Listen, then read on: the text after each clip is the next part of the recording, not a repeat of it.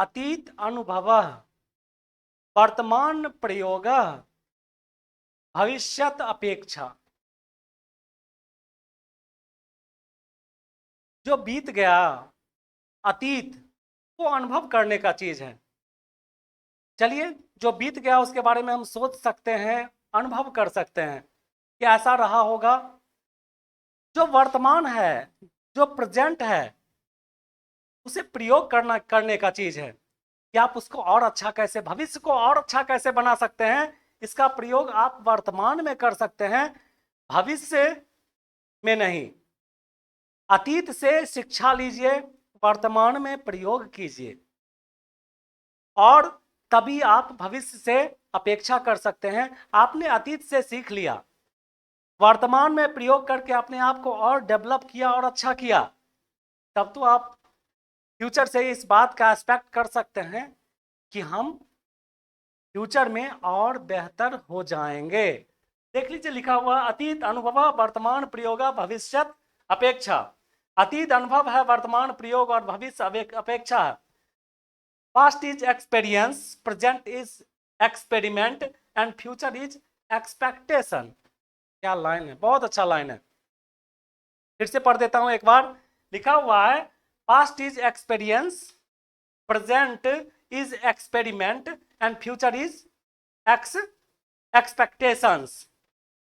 नमस्कार दोस्तों, स्वागत है आप सभी का आपके अपने YouTube चैनल नवीन इंडिया पे। मैं हूं नवीन कुमार और आप हैं हमारे साथ आज के सोशल साइंस के कुछ महत्वपूर्ण प्रश्नों पर चर्चा करने के लिए। ये सारे महत्वपूर्ण प्रश्न पीछे के किसी न किसी महत्वपूर्ण एसआई या बिहार पुलिस या इंडिया के कोई भी अदर एग्जाम्स में पूछे गए क्वेश्चन हैं, जिस पे हम चर्चा करेंगे। और उसके साथ आउट ऑफ बोर्ड भी कुछ ऐसे प्रश्नों पे चर्चा करेंगे जो क्वेश्चन आपके लिए अति महत्वपूर्ण साबित होंगे आने वाले परीक्षाओं के लिए। ठीक है, तो चलिए स्टार्ट करते हैं आज के पहला क्वेश्चन से।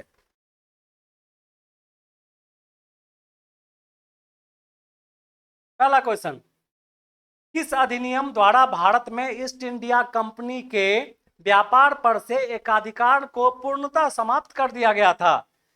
फिर से पढ़ता हूं, किस अधिनियम द्वारा भारत में ईस्ट इंडिया कंपनी के व्यापार पर से एकाधिकार को पूर्णतः समाप्त कर दिया गया था? और इसका आंसर होगा 1833 का चार्टर एक्ट।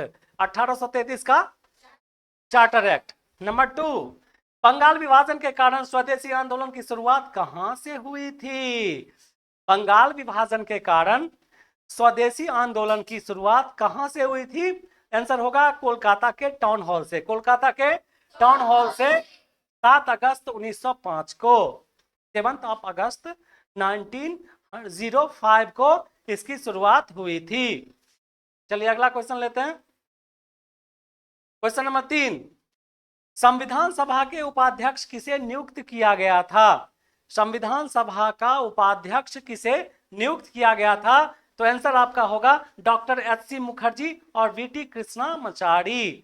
ये आप याद रखिएगा, ये क्वेश्चन हमेशा पूछता है और पूछा गया क्वेश्चन है। अगला क्वेश्चन, 1857 की क्रांति में शहरी बुद्धिजीवियों और व्यापारियों ने इस आंदोलन का समर्थन नहीं किया, समर्थन नहीं किया, ठीक है, तथा क्रांतिकारियों को धन प्रदान नहीं किया। यह कथन सही है?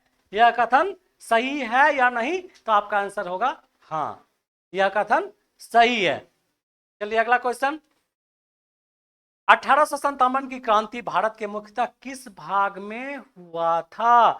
1857 की क्रांति का प्रभाव भारत के मुख्यतः किस भाग में हुआ था? तो आंसर होगा संपूर्ण उत्तर और पूर्वी भारत। ठीक है, संपूर्ण उत्तर और पूर्वी भारत में। दक्षिण और पश्चिम भारत में यह आंदोलन नहीं प्रभावशाली रहा था। समझ में आ रहा? चलिए कुछ झील के बारे में जान लीजिए। पूछता है कि झीलें जो हैं, ये झील कैसे पानी की झील है? डल झील मीठे पानी की झील है, उलर झील मीठे पानी की झील है, पैंगोंग झील खारे पानी की झील है, तसो मेरिट झील मीठे पानी की झील है। ये झील है, लेक्स है, लेक्स के बारे में आपको जानकारी मैं दे रहा था। अगला क्वेश्चन, भारतीय संविधान की आलोचना किस आधार पर की जाती है? भारतीय कॉन्स्टिट्यूशन की आलोचना किस आधार पे की जाती है? तो कहा जाता है यह संविधान उधार का संविधान है तथा उधार का संविधान है तथा वकीलों का स्वर्ग है। गांधीवाद से दूर रहने का संविधान के आधार पर इसकी चर्चा की जाती है भारतीय संविधान के बारे में। चलिए अगला क्वेश्चन, सिंधु घाटी सभ्यता। सिंधु घाटी सभ्यता में स्नानागार, अन्नागार, कांसे की नर्तकी, पशुपति के साक्ष्य, घोड़े के दांत कहां से प्राप्त हुए थे? आंसर होगा इसका मोहनजोदड़ो से। कहां हुआ था? चलिए नेक्स्ट क्वेश्चन, क्षेत्रफल की दृष्टि से भारत के 3 सबसे बड़े केंद्र शासित प्रदेशों का अवरोही क्रम क्या है? क्षेत्रफल की दृष्टि से भारत के 3 सबसे बड़े केंद्र शासित यूनियन टेरिटरीज का अवरोही क्रम यानी डिसेंडिंग ऑर्डर में आपको बताना है। ठीक है, पहला होगा लद्दाख, जम्मू, ठीक है, लद्दाख, जम्मू एंड कश्मीर और अंडमान निकोबार। ठीक है, पहला लद्दाख, उसके बाद जम्मू एंड कश्मीर और अंडमान निकोबार होगा, याद रखिएगा, पूछ सकता है। अगला क्वेश्चन, नीति आयोग की पदेन सदस्य की अधिकतम संख्या कितनी हो सकती है? नीति आयोग की पदेन सदस्य की अधिकतम संख्या कितनी हो सकती है? तो मैक्सिमम जो उसकी संख्या है 4 हो सकती है। कितनी हो सकती है? 4। अगला क्वेश्चन लेते हैं, अशोक का कांधार अभिलेख किन लिपियों में लिखा गया है? अशोक का कांधार अभिलेख किन लिपियों में लिखा गया है? किस लिपि में लिखा गया है? जैसे हमारी हिंदी की लिपि देवनागरी है ना, हिंदी देवनागरी लिपि में लिखी जाती है, तो ये किस लिपि में लिखा गया? यूनानी और इसका आंसर होगा अरमैक लिपि में, यूनानी और अरमैक लिपि में। अगला क्वेश्चन लेते हैं, नासिक के त्र्यंबकेश्वर में किस नदी का उद्गम होता है? नासिक के त्र्यंबकेश्वर में किस नदी का उद्गम होता है? तो आंसर होगा गोदावरी नदी का, गोदावरी नदी का। ठीक है, अगला क्वेश्चन लेते हैं, गोदावरी नदी किन किन राज्यों में बहती है? गोदावरी नदी किन किन राज्यों से होकर बहती है? आंसर होगा आपका महाराष्ट्र, आंध्र प्रदेश और तेलंगाना। महाराष्ट्र, आंध्र प्रदेश और तेलंगाना से होकर यह बहने वाली नदी गोदावरी है। ठीक है,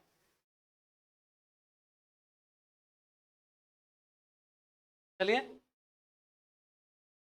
ये देख लीजिए, डेली करंट अफेयर्स जो है आपका हर रोज आपके पास सवेरे में पहुंच जाता है, पहुंचेगा, आप देखिए जरूर।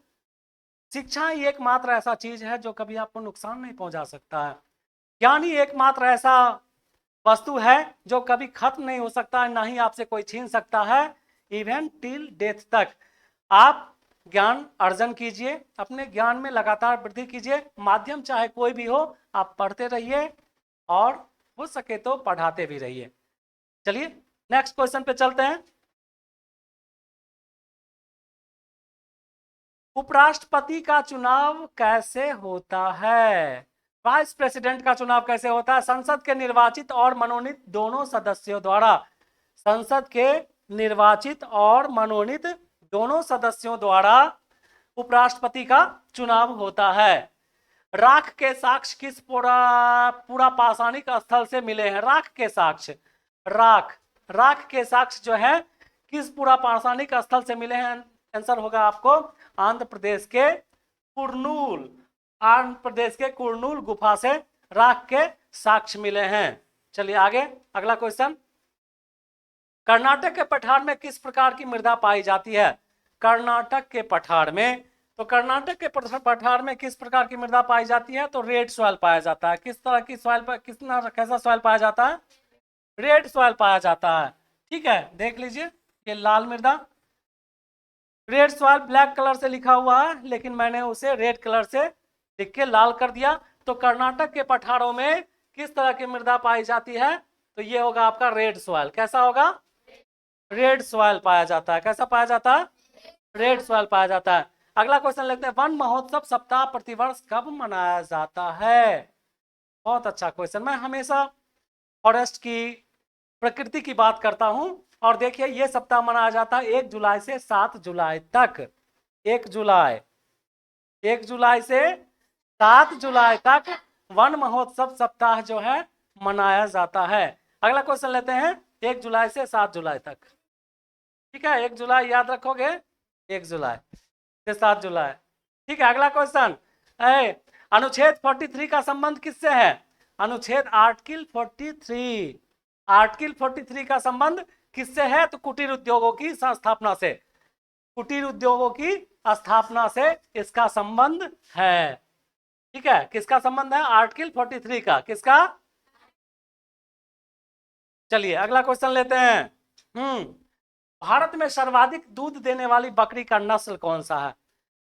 बकरी में सर्वाधिक दूध देने वाली बकरी का नस्ल कौन सा है? तो आंसर होगा जमुनापरी नस्ल की बकरी। क्या होगा? जमुनापरी नस्ल की बकरी। और 20वां क्वेश्चन आपका है, अमृत बाजार पत्रिका के संपादक कौन थे? अमृत बाजार पत्रिका के संपादक कौन थे? तो आपका आंसर होगा मोतीलाल घोष। क्या होगा? मोतीलाल घोष। ठीक है, चलिए अब हम आउट ऑफ बोर्ड कुछ क्वेश्चन लेते हैं, महत्वपूर्ण कुछ प्रश्नों का जिक्र आपके सामने करते हैं जो कि आपके आने वाले एग्जाम में हमेशा कारगर साबित होंगे, मील का पत्थर साबित हो सकते हैं। चलिए बात करते हैं अब पहला क्वेश्चन पे। निम्नलिखित निम्नलिखित भारतीय राज्यों में किस राज्य में मान्यता प्राप्त स्टार्टअप का प्रतिशत सर्वाधिक है? या स्टार्टअप किसे कहते हैं? किसी भी चीज को, कंपनी को एस्टेब्लिश करने के लिए, कोई नया चीज करने के लिए, इंडस्ट्री से संबंधित या कोई भी चीज, स्टार्टअप उसे कहा जाता है। और भारत के किस राज्य में मैक्सिमम स्टार्टअप की संख्या हो गई है? तो आंसर होगा उसको महाराष्ट्र। आंसर क्या होगा उसका? महाराष्ट्र आंसर होगा इसका। मैक्सिमम स्टार्टअप जो है सो महाराष्ट्र होगा। क्या होगा?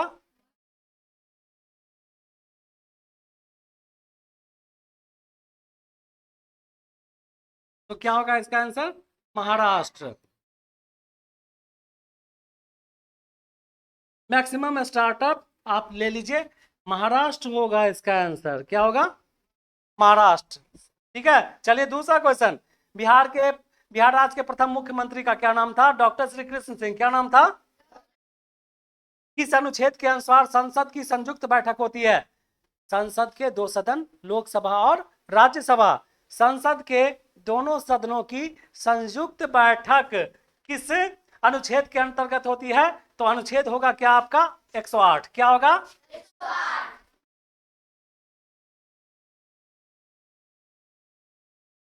108 के अंतर्गत संयुक्त बैठक, संयुक्त बैठक होती है संसद के।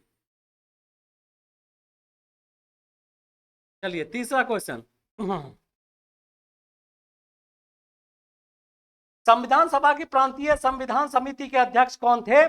संविधान सभा की प्रांतीय समिति के अध्यक्ष थे, आप उनका नाम सरदार वल्लभ भाई पटेल। कौन थे? सरदार वल्लभ भाई। अगला, भारतीय संसदीय समूह की स्थापना कब की गई थी? भारतीय संसदीय समूह की स्थापना कब की गई थी? आंसर होगा आपका 1949। संसदीय समूह की स्थापना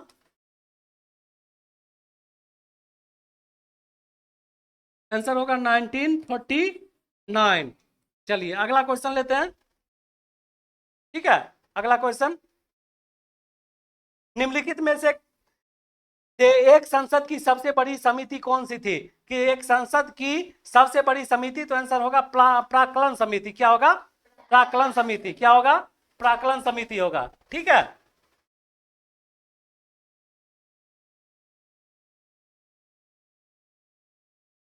चलिए अगला क्वेश्चन लेते हैं।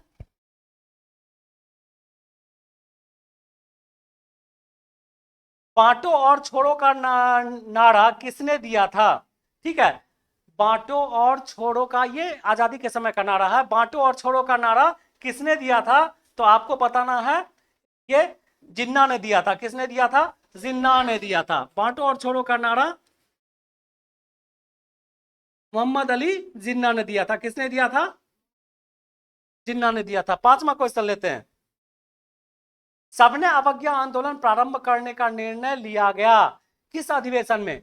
सबने अवज्ञा आंदोलन प्रारंभ करने का निर्णय लिया गया किस अधिवेशन में? सबने अवज्ञा आंदोलन प्रारंभ करने का निर्णय लिया गया लाहौर अधिवेशन 1929 में। ठीक है, इसका आंसर होगा लाहौर अधिवेशन 1929। 29 में। कब हुआ था लाहौर अधिवेशन? 1929 में। चलिए अगला क्वेश्चन लेते हैं। ठीक है, किसने सोचा था कि प्रथम बौद्धवादी काउंसिल राजगृह में होना चाहिए? किसने बोला था कि प्रथम बौद्धवादी संगीति का आयोजन राजगृह में होना चाहिए? तो आंसर होगा आजाद शत्रु। क्या होगा?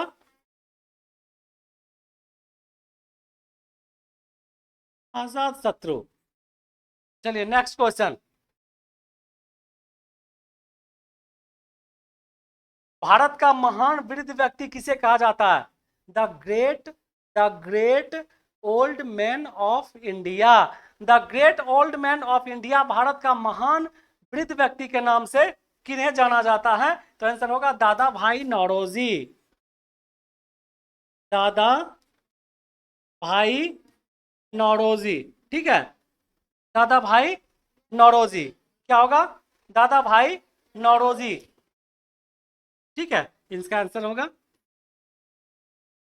जितने भी क्वेश्चन हमने करवाए हैं ये सारे क्वेश्चन कहीं ना कहीं पीछे एग्जाम में पूछे हुए हैं। आगे आने वाले संभावित जितने भी एग्जाम है बिहार या आउट ऑफ बिहार से संबंधित, उन सारे परीक्षाओं में इन सारे क्वेश्चनों की पूछने की संभावना प्रबल है। इसलिए आप यूट्यूब से इस क्वेश्चन को राइट डाउन कीजिएगा और इससे रिवीजन करते रहिएगा। मिलते हैं फिर अगले क्लास में एसएसटी के। तब तक के लिए थैंक यू।